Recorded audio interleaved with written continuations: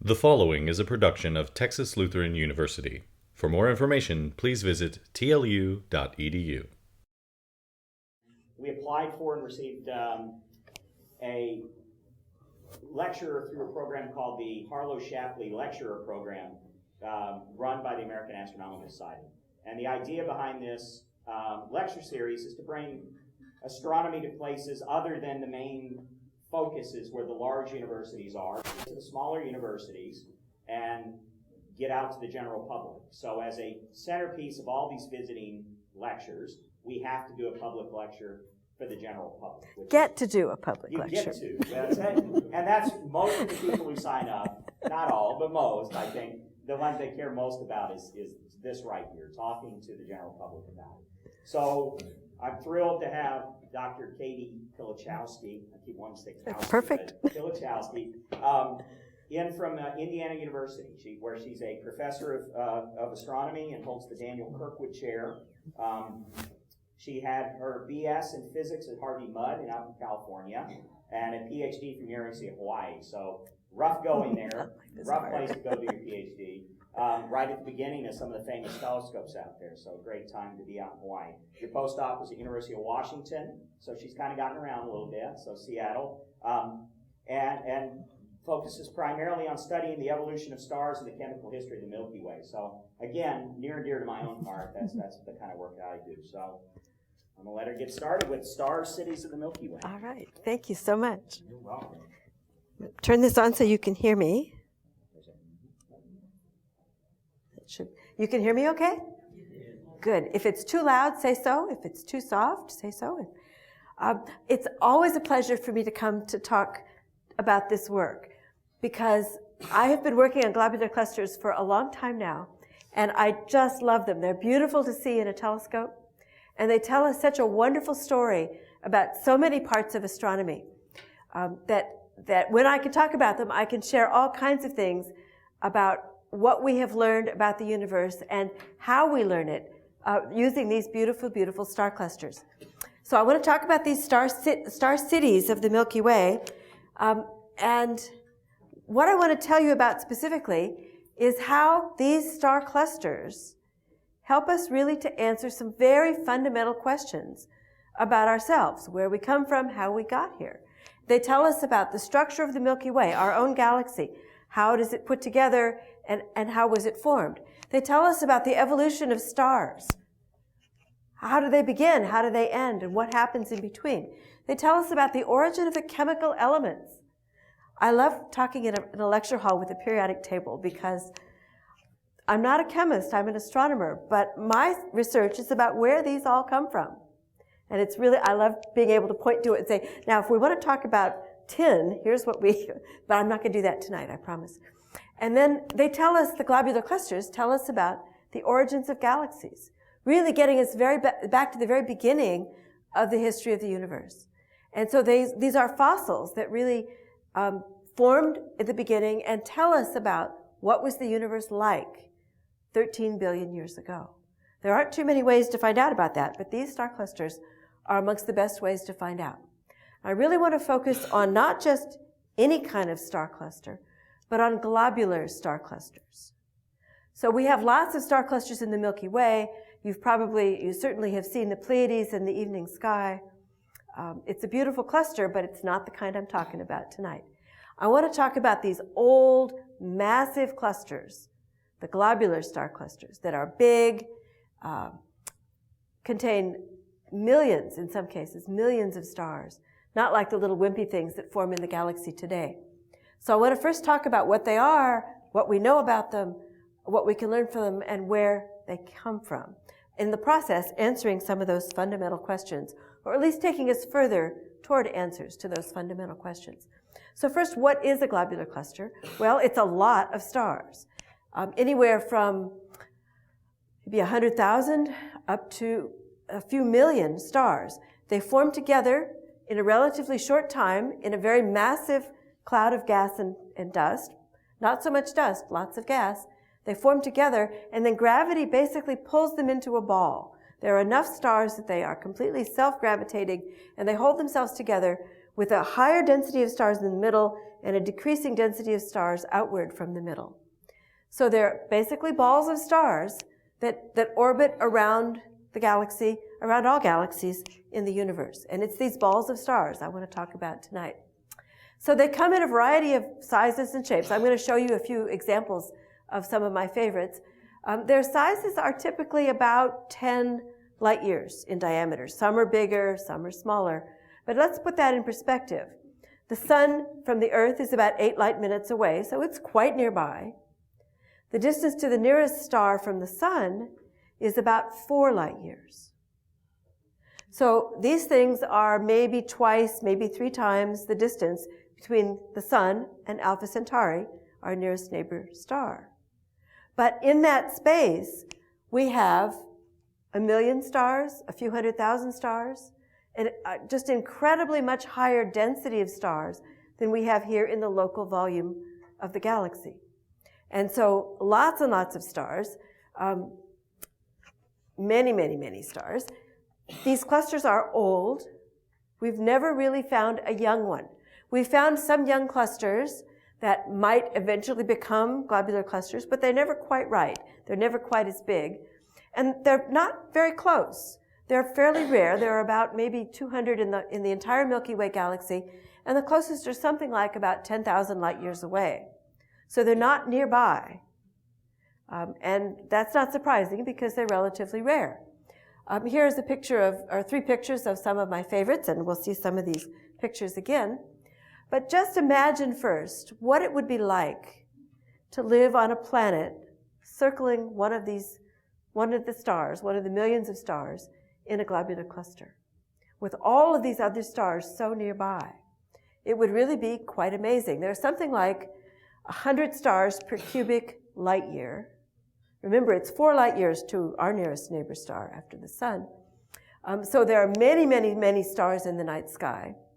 Some of those nearby stars will be huge red giants, which we could even resolve the surfaces of, the disks of, with a pair of binoculars. I wouldn't look at it because the surface brightness will be similar to the surface brightness of the sun, so don't point the binoculars at them. But they're basically resolvable in simple binoculars. Many stars in the sky would be at least as bright as Saturn is, or excuse me, not Saturn, Venus is at its brightest. So many stars would have magnitude brighter than -5, brighter than Venus when it's most bright. And some of the stars would be 100 times brighter than Venus.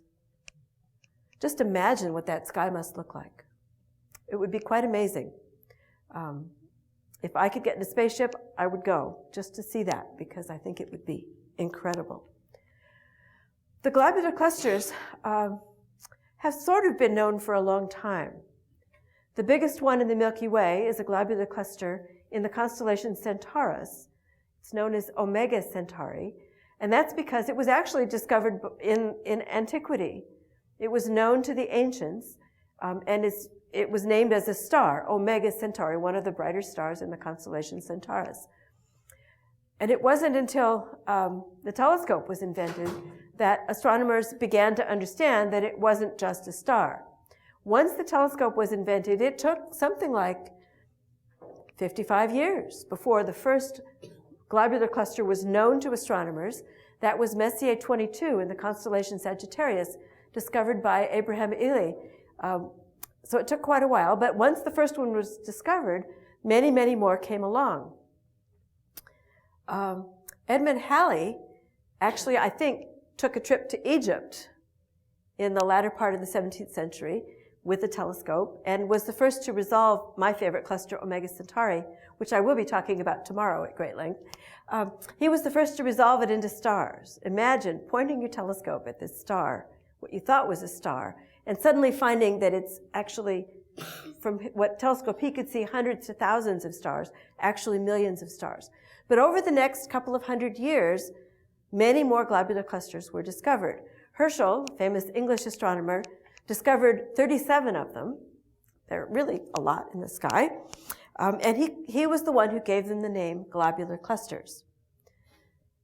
After Herschel finished his work, there were additional ones discovered over time, and we now know of about 160 or so in the Milky Way galaxy.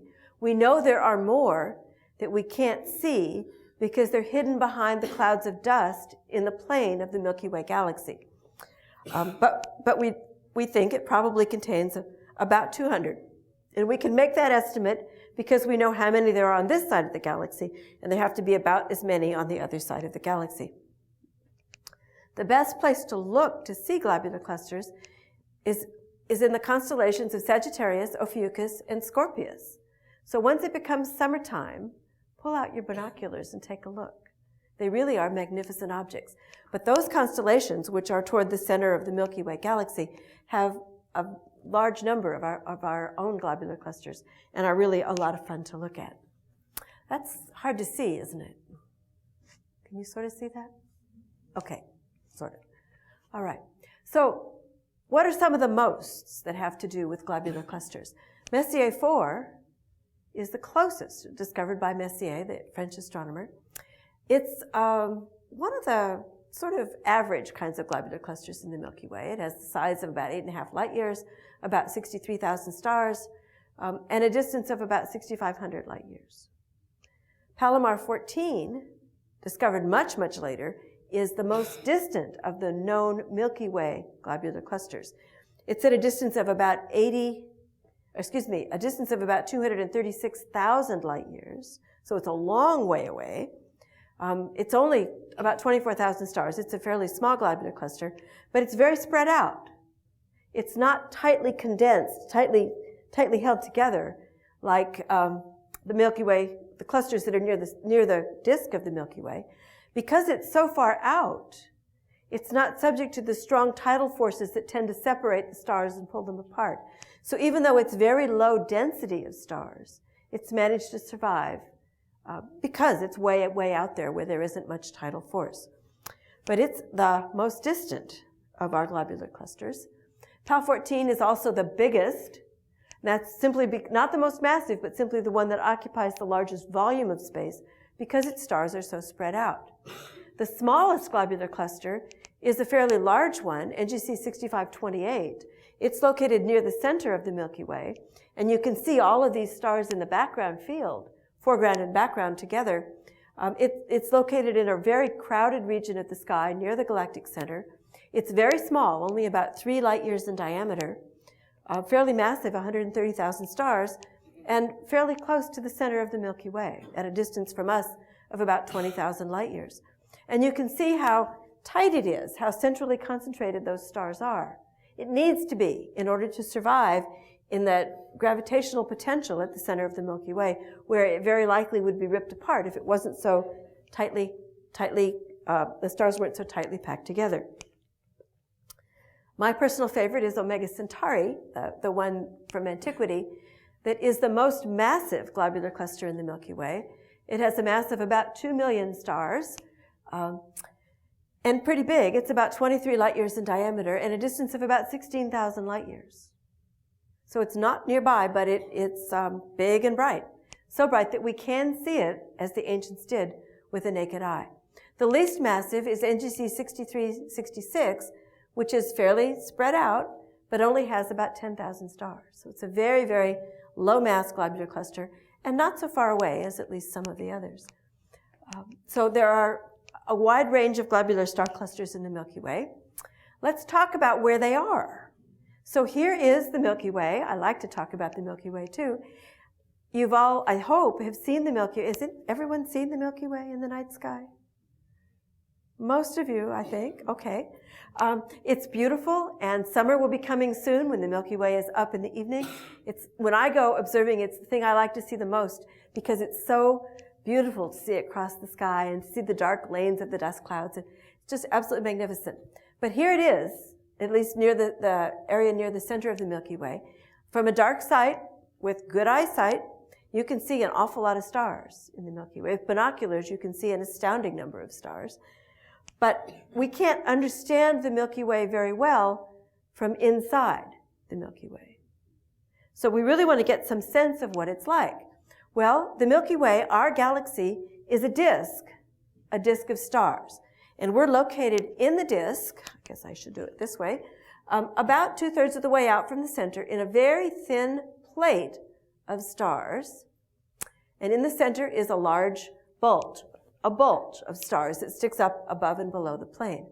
The globular clusters aren't part of that traditional Milky Way system in the sense that they don't lie predominantly in the plane of the Milky Way.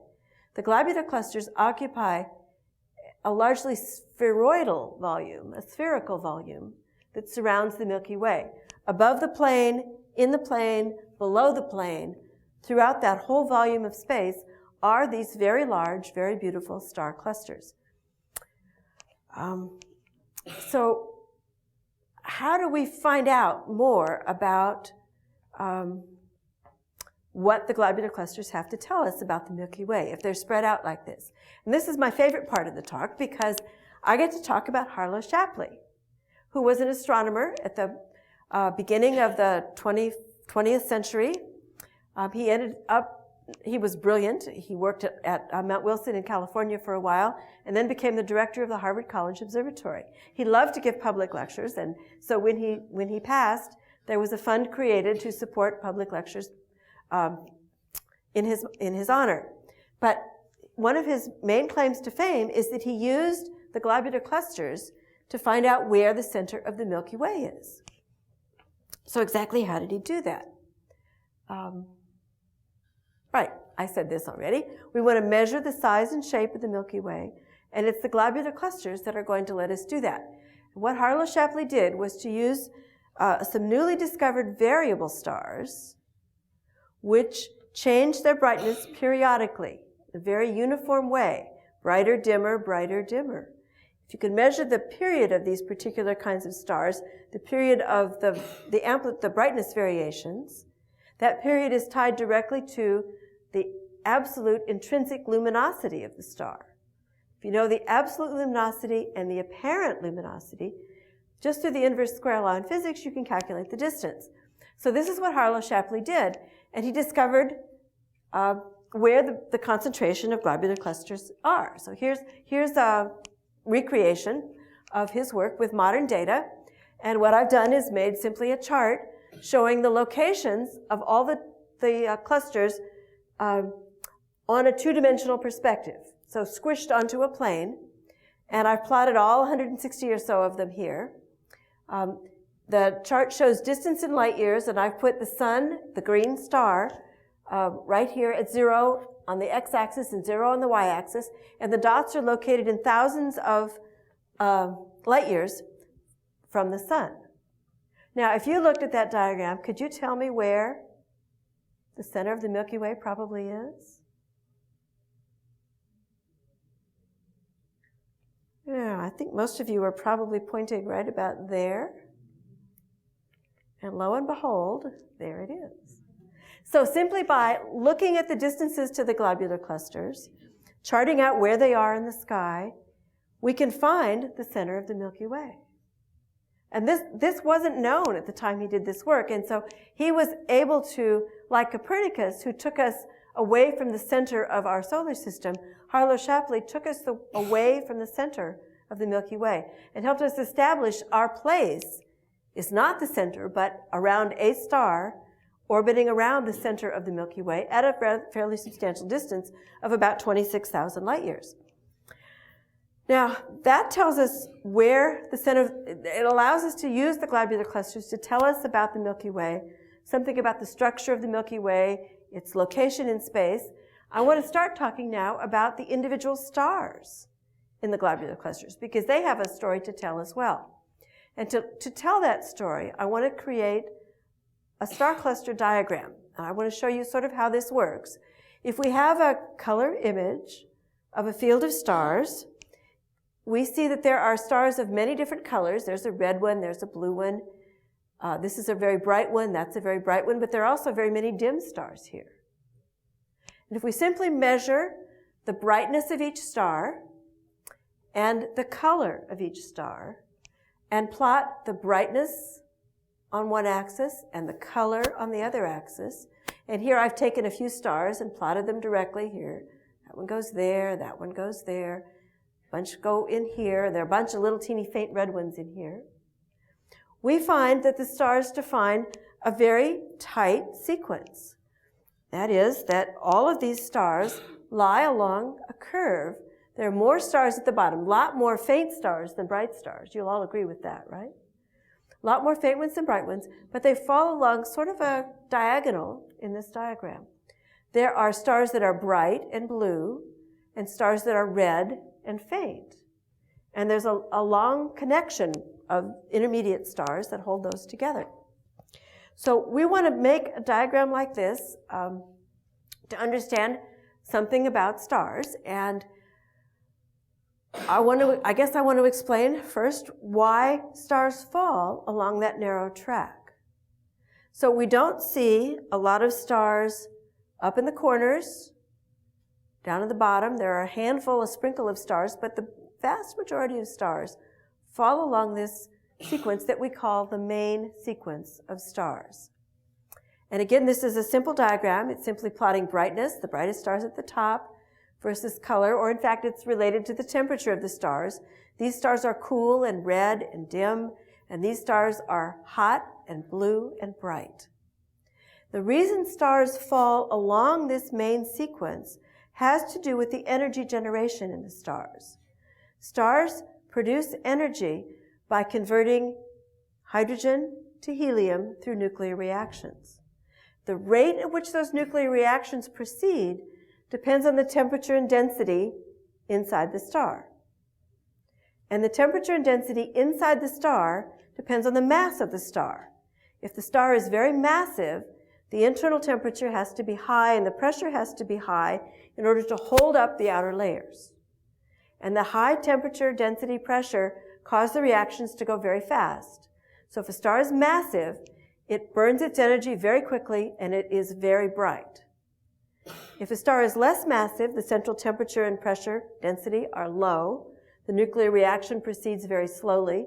The star doesn't produce as much energy, and so it tends to be dim. Oops, go back, wrong button.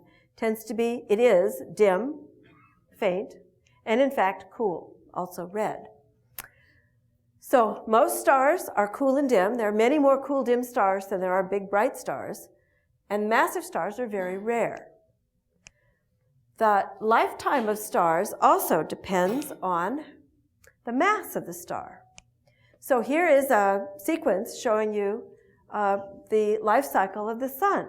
For example, the sun is an average star of average mass, and this diagram shows us the star is born about 4.5 billion years ago, and the star remains stable for a very long time as it converts hydrogen to helium in its interior. The sun will gradually warm, gradually increase in size. It's been very stable now for 4.5 billion years. It will remain stable for another billion or so years, and then it will gradually begin to increase in temperature and to increase in brightness and to get a little bit bigger. So we have a few billion years left before the sun goes nuts, but eventually it will, because eventually the hydrogen in the interior will all be converted into helium. The sun will have no source of energy, and the sun will die. Now, there's a very complicated process of star death. That process includes becoming a red giant. It will swell up and become cool, probably fill the orbit of Venus. It's going to be really big.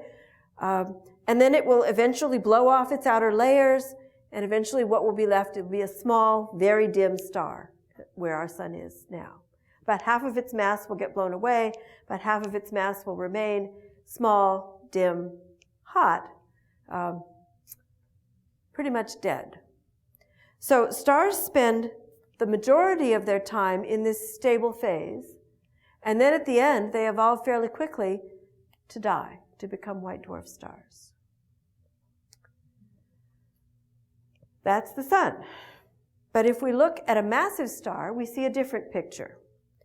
Because massive, this is the picture of the sun at the top, but it doesn't show the time scale over which things are happening. In the case of a massive star, because their nuclear reactions are running so fast in the interior, they burn their fuel at a very much higher rate than the sun does. And so they actually run out of fuel very quickly. And a massive star will become a red supergiant when it runs out of hydrogen, and it shortly after that will explode. Complicated physical process. The star will have no way to support itself. It will implode and then blow itself apart. We call that explosion a supernova explosion, and it could either lead to the formation of a black hole or the formation of a neutron star or blow the star apart completely. And it sort of depends on the mass of the star what the actual outcome will be. But for a massive star, this process, the stable phase, when the star is able to burn hydrogen in the inside, may only be a few tens of millions of years. Not the 10 billion years of the sun's life, but only a few tens of millions of years. And so massive stars die fast. Live young, live bright, die young, you're out of here. So, that's something to think about in our own lives. Take it easy. You don't want to end up like a massive star, but they do. And so that tells us this whole story is something that we learn about from the study of globular star clusters.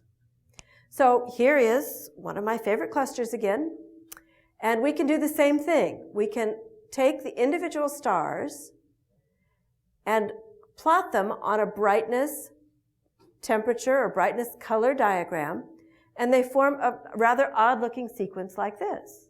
Now remember before we had a sequence that kind of came down this way, and this little bit at the bottom is the remnant of the main sequence in this cluster.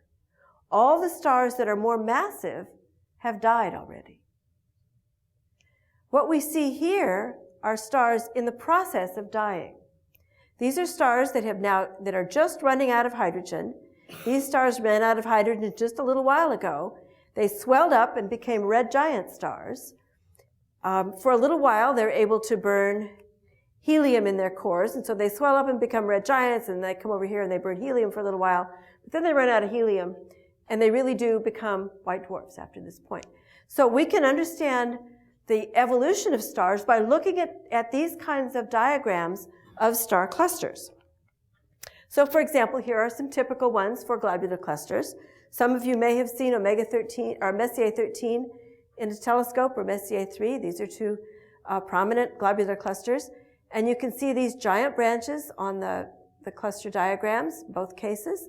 These are helium-burning stars. These are helium-burning stars. The main sequence is way down here, too faint to show up in this diagram. By analyzing these diagrams for stars in clusters, we can learn all kinds of things about the clusters themselves. For example, the location of the main sequence in a star cluster basically tells us the distance to the star cluster. We know how bright these stars really are, how bright they appear in the sky, and if we know both, we can get the distance from the main sequence. This region here, where the stars are running out of hydrogen, is called the Turnoff Region, and stars or clusters of different ages have turnoffs that occur in different places. So if we can determine where the turnoff is, where this little flat part is, we can get the age of a star cluster. And we can get the composition of a star cluster from the slope. How rapidly does this red giant branch turn over? The more metals that there are in the stars, the more this turns over. And so we're able to take a diagram like this and get the age, the distance, and the chemical composition of a star cluster. Doesn't that sound simple? It's just amazing. But it's true. We do. And these kinds of diagrams are incredibly powerful in astronomy. Now, I've talked about composition and that we can get kind of the average composition of stars from the cluster diagrams. But we really want more information than that. We'd like to know about the mixture of elements within the stars in star clusters, from one star cluster to another, because we really want to understand how the elements come to be. And star clusters also tell us about that. So we know from a variety of other kinds of observations that when the Big Bang occurred 13.7 billion years ago, there were 3 elements created as part of the process of primordial nucleosynthesis. as part of the Big Bang process itself. And those elements were hydrogen, helium, and a tiny amount of lithium. But we know in the universe today that we have all of these elements in the periodic table in the sun, on the earth, in other galaxies, other planets, other stars. So the question is, how did we go from the early universe to a universe that is populated with all of these elements in the periodic table? Basically, the majority of these elements were produced in supernova explosions. Not all of them, and I'm going to come back to that a little bit later, but the bulk of the elements, the bulk of all of these elements came from supernova explosions. And it's those supernova explosions that we study to understand the origin of specific elements. But it's the globular clusters we look at to see how our Milky Way galaxy gradually became enriched in the various chemical elements. To do that, we use spectroscopy. That is, we make rainbows out of starlight. That's what I do. I make rainbows out of starlight. And I use this telescope at Kitt Peak. It's the WIN 3.5 meter telescope. It's equipped with a very amazing instrument called the Hydra fiber spectrograph. And this instrument allows us to take optical fibers. That's what these long straight things are. They're mounted on little magnets, and the magnets are held in place on this metal plate. When the telescope is pointed in the right location, if the fibers are put down in the right places with a robot, then a star will fall on each one of those optical fibers. And the light from the star will go into the optical fiber and wind its way down to an instrument below the telescope. With an instrument like this, we can observe up to 100 stars at a time. That's great, because globular clusters have a lot of stars. So with an instrument like this, we can observe 100 stars at a time in a globular cluster and learn something about not just the overall composition, but the detailed composition. How much sodium, how much calcium, how much iron, cobalt, nickel, zinc, how much barium, lanthanum, europium there are in these individual stars, in the individual clusters.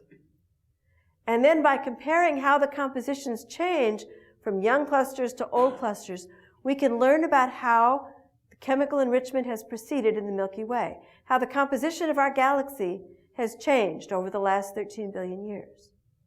Star clusters are amazing. We do so many things with them. They're just incredible. So, we know that globular clusters are very old. We know that from the cluster diagrams, from the truncated main sequence.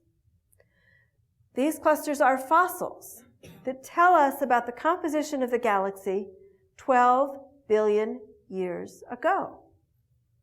They let us see what the galaxy was like. Even though we can't go back ourselves, these fossils tell us what the composition of the galaxy was at that time. And by studying the detailed changes of different elements, we can learn about how and where, in what kinds of stars, and when the elements were created. So the star clusters tell us an amazing amount about ourselves, about the carbon, nitrogen, and oxygen in our own bodies, all of which was made in stars through these kinds of processes, in supernovae and in other processes that produce new elements. So our fossil clusters are pretty cool, I think. Now, let's talk some more about these amazing globular clusters. So when we look in detail at the globular clusters of the Milky Way, we find that there are actually two kinds of globular clusters. There's a kind of cluster that is actually quite metal poor. It has roughly 1/40th of the solar fraction of metals. If we take the solar composition, divide it by a factor of 40, we get the typical composition of this particular group of globular clusters. And there's a second group that's not quite as metal poor. It has about 1/4 of the solar metal population. This is a histogram which shows this metallicity distribution. So these are the metal poor globular clusters, and these are the more metal rich globular clusters. There are more metal poor ones, but there's a good population of metal rich ones in the galaxy. And these two populations of clusters, the metal poor and the not so metal poor ones, have a variety of other different properties. The metal poor population has more elliptical orbits, takes them out of the plane of the Milky Way, where the less metal poor population is more elliptical and more confined to the plane of the Milky Way galaxy. They basically hug the disk, where these clusters fill this large spheroidal volume. And their colors are slightly different. Because these clusters are metal poor, the stars are a little bit bluer, and so the clusters look bluer. Because these are more metal rich, their stars are a little bit redder, and they look a little bit redder. And so by just measuring the color of a cluster, we can tell which population it belongs to. So here's another picture, artist's conception of the Milky Way, showing the location of many of these clusters. And you can see pink ones down here in the disk and blue ones. And of course, there are blue clusters near the disk as well. But the pink ones are almost completely confined to the disk area. Here's one that's broken loose, and here's another one pretty far out. Here's another one pretty far out. So they're not all quite in the disk, but we have another story to tell about these guys that are way out here. But you can see these two populations really are pretty well separated, disk clusters and halo clusters. And they have these quite different properties. Now, because there are two kinds of globular clusters, that basically tells us there have to be two kinds of processes that form globular clusters, that form them in different times and in different ways. And by studying the globular clusters, we can begin to understand the process by which the Milky Way formed. Why did it form clusters at different times? What was the structure of the Milky Way at the time those clusters formed? These clusters help us map out, these fossil clusters help us map out the early structure of the Milky Way galaxy. And from them, we begin to learn that galaxies become big by merging, that many small galaxies merge together to form large galaxies. And these clusters help us untangle that story. We know today that the Milky Way is in the process of capturing more clusters, in the process of merging with other small galaxies. For example, there's a galaxy in the direction of the constellation Sagittarius. It's shown as just a little blob down here. It was discovered in rather an odd way. It wasn't discovered through an image, but rather through detailed study of the motions of stars. But here's a picture of this cluster, and it shows a very modest overdensity of faint stars that turns out to actually be this not-so-distant galaxy. This, we now know, is called the Sagittarius. We named it the Sagittarius Galaxy because it's in the direction of the constellation Sagittarius. It was only discovered in 1994. It's about 88,000 light years away, and it's in the process of merging with the Milky Way. It's being ripped apart by the gravitational field of the Milky Way galaxy. Sagittarius contains 4 globular clusters, which are now merging to become part of the Milky Way's population of globular clusters. So we're getting 4 new ones. I think that's pretty exciting. Here's an artist's conception of really what Sagittarius is doing. So in fact, it's been being torn apart by the Milky Way for some time now, probably a couple of billion years. And it's left a stream of stars, basically a ring of stars that encircles the Milky Way galaxy. It's been sort of pulled apart by the tidal forces of the Milky Way. The galaxy itself is buried, oops, go back, wrong button. Back. Is buried down here, and I've kind of graded out a little bit so you could see the text. But there's a whole stream of stars that's part of the Sagittarius galaxy that's being torn apart, and it's contributing to the halo and the globular cluster system of the Milky Way. So we know this is happening in our galaxy. We know that it's happened in the past, and we're beginning to understand that it happens in other galaxies as well.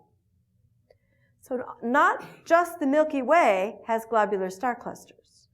When we look at most other galaxies, probably all other galaxies in the universe, they too have populations of globular star clusters. One of the best known external galaxies is the galaxy M87, a giant elliptical galaxy in the Virgo cluster, in the direction of Virgo, but at a long distance away, about 50 million light years away from us.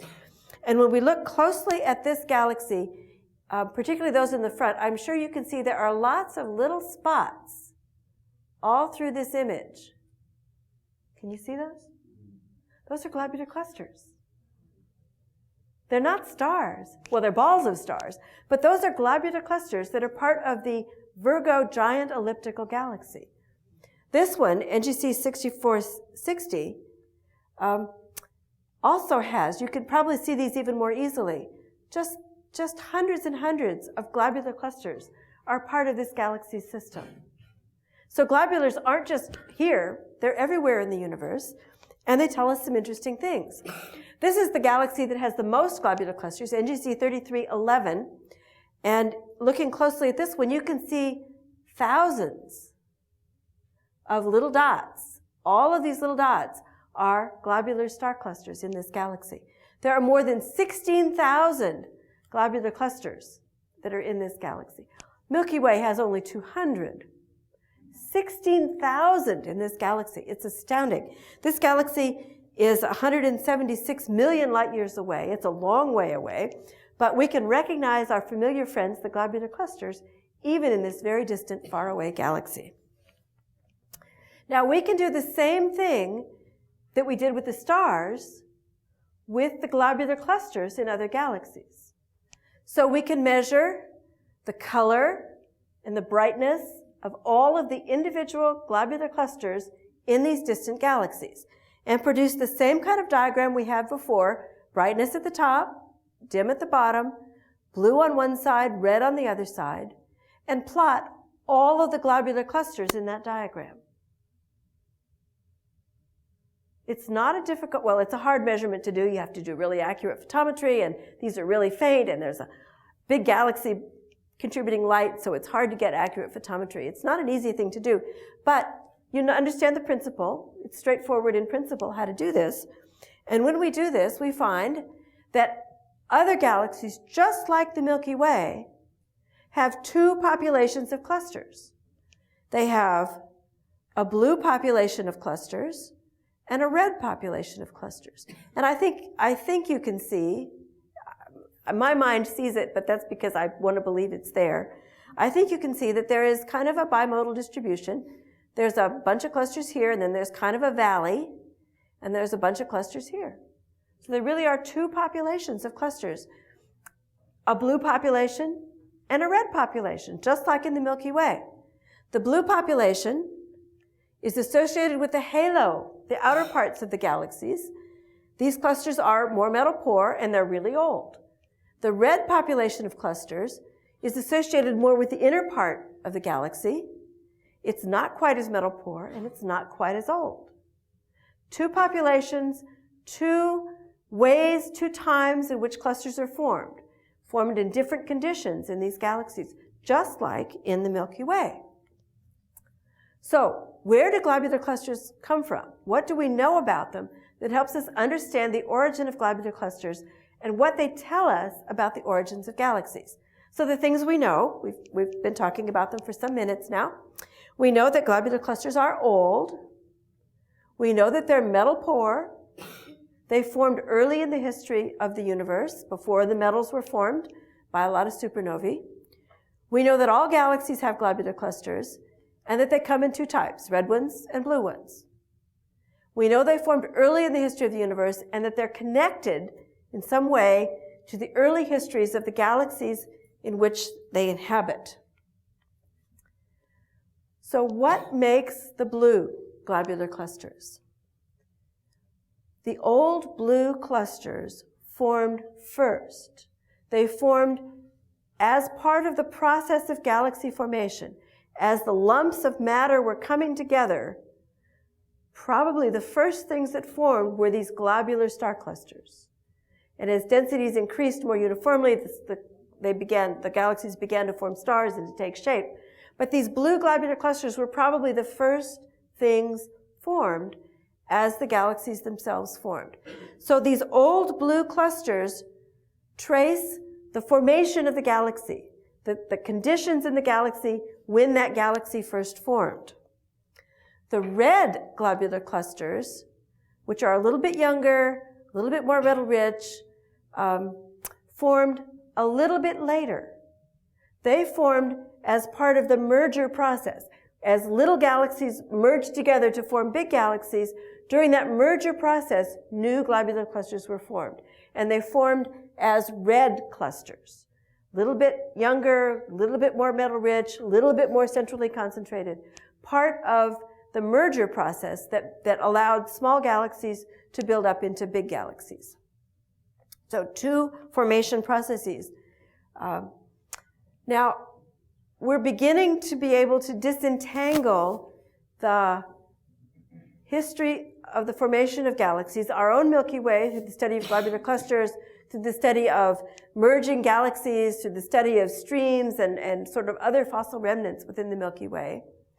But we really want to understand the origin of the galaxies themselves. And one easier, more direct way to do that is to look at galaxies in the process of formation.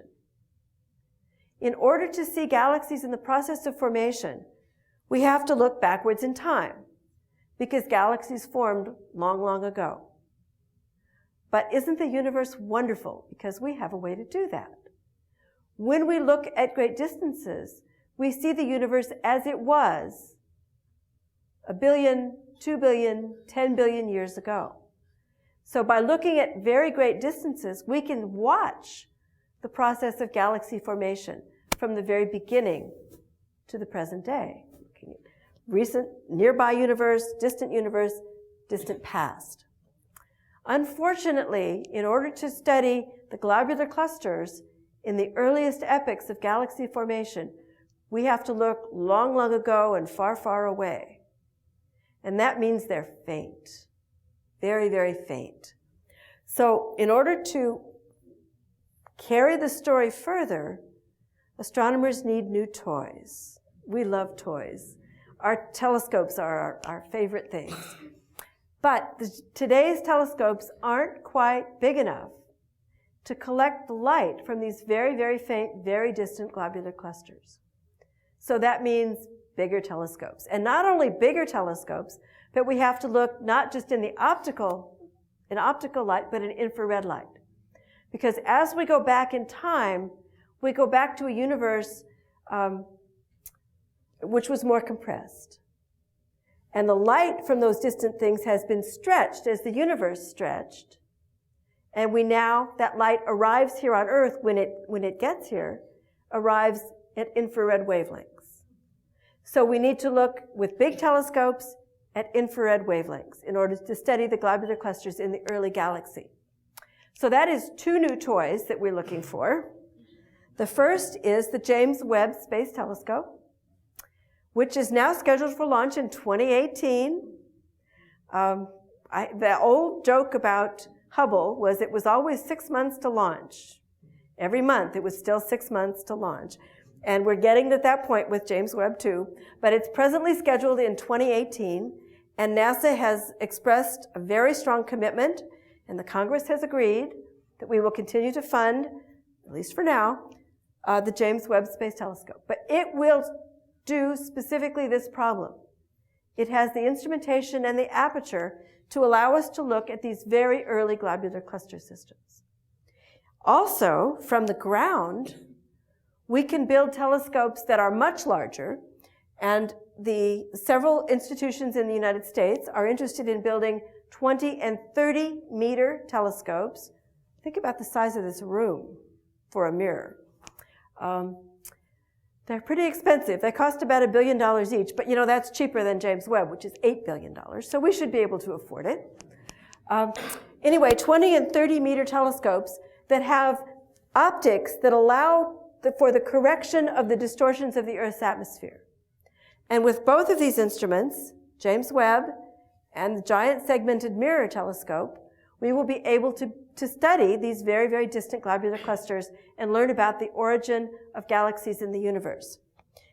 And not to be outdone, the Europeans are planning to build a 42-meter telescope. And they have most of the funding. They're ahead of us in that. Bigger telescope, and they've got most of the money.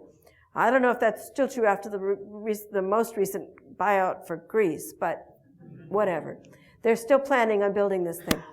42 meters. Again, with this adaptive optics to correct for the Earth's atmosphere, be able to work in the infrared.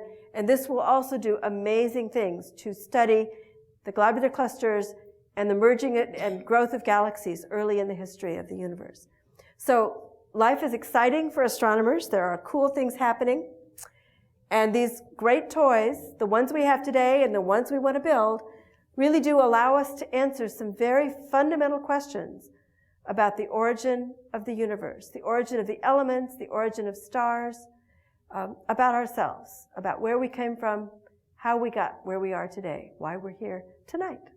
So thank you very much, and I'm happy to take some questions.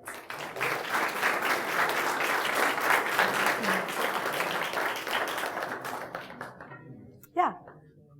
I have a question when it comes down to when a star, the difference between a star and a massive star, why would it form a black hole over a white dwarf? Right, right.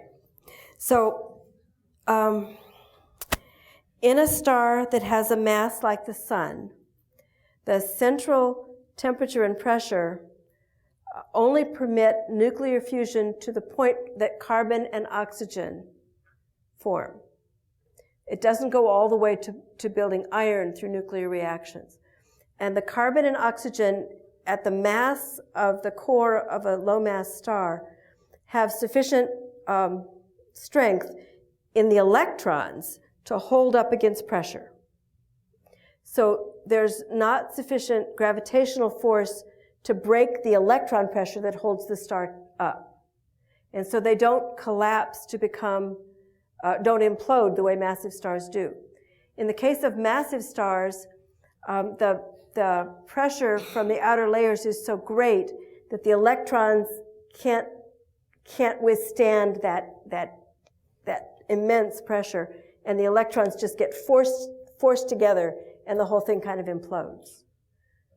So it basically is how much pressure there is a function of the mass. Okay? Yeah? Why is it called the Milky Way? Why is it called the Milky Way? Let's see. Because in a world of antiquity, when we didn't have electricity and we had to conserve fuel because it was hard to get, we didn't have a lot of lights at night, and the sky was really, really, really dark. And when the moon is down and you look at the Milky Way at night, it looks like a band of diffuse white light across the sky. It actually looks milky. And so it's a very fitting name, the Milky Way. The Romans called it that. We've just kept on. I suppose the Greeks called it the same thing, but in Greek, and I don't know what it is in Greek. But in Latin, it's the Via Lactea, the Milky Way. Yeah.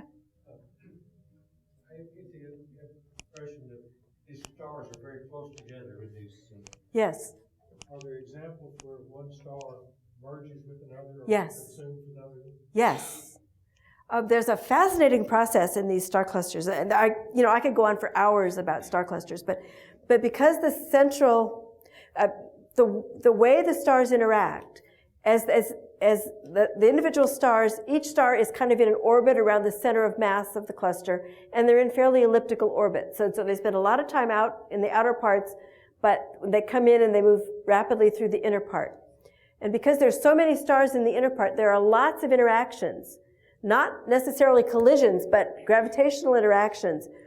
And those interactions have the effect of flinging stars further out. So if there's an interaction between three stars, which is pretty common, one of the stars will get thrown out, really tossed away from the cluster completely, and the other two stars will form a binary and orbit around each other very tightly. And so if this process goes to completion, if we didn't get this binary formation process, we'd actually get a collapse of the center of the cluster and probably form a black hole. But because we get these binary formations, we end up with just a lot of binaries in the center of these clusters. There are occasional collisions and impacts, and occasionally these binaries will spiral together. But it turns out those aren't actually very violent. This seems amazing, doesn't it? They're not actually very violent processes. If two stars are orbiting around and they get tighter and they just kind of merge, they just kind of blob together. It's kind of a surprise. I would think it would be really, fireworks, but it just kind of oof and get together. And two stars colliding, because two stars are never going to hit just perfectly head on. There's always going to be a little bit of angular momentum in the system, so they're always going to go into kind of an orbit and spiral in. So it's always kind of just a soft process. But in the centers, there are stars that have merged, and they're more massive because they have two stars together. So it does happen, but it's not very common. Connor, you had a question. So does that mean our galaxy is made of billions of globular clusters? They're made of hundreds of billions of stars.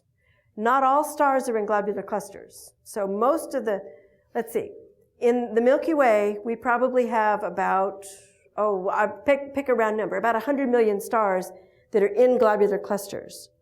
But we have 100 billion stars in the Milky Way altogether. So it's just a tiny fraction of the stars in a galaxy.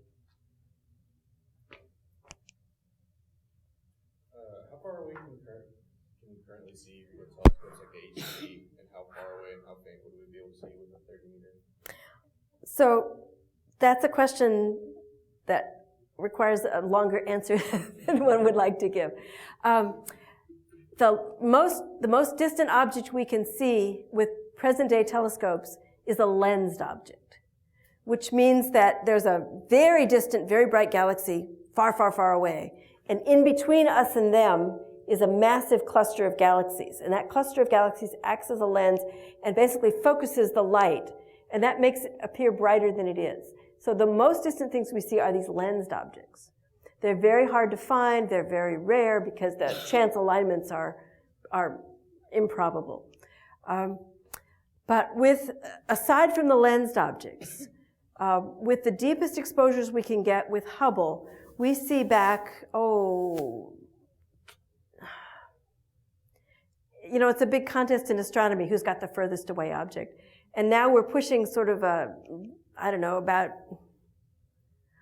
about 8 billion light years, maybe 10 billion light years. But it's pretty hard to go further than that with the apertures that we have today. With James Webb and with these giant ground-based telescopes, we should be able to get back to around 12, maybe 12 and a half or 13 billion years, really to see the beginnings of galaxies, to see the first stars in the universe. It's a qualitative difference in what we'll be able to do. Yeah. I wore you out. Okay, good. Thank you all very much. Students at TLU engage in high-impact educational experiences that include civic engagement, aesthetic expression, critical thinking, and a focus on intercultural knowledge in a community that welcomes the interplay of faith and reason.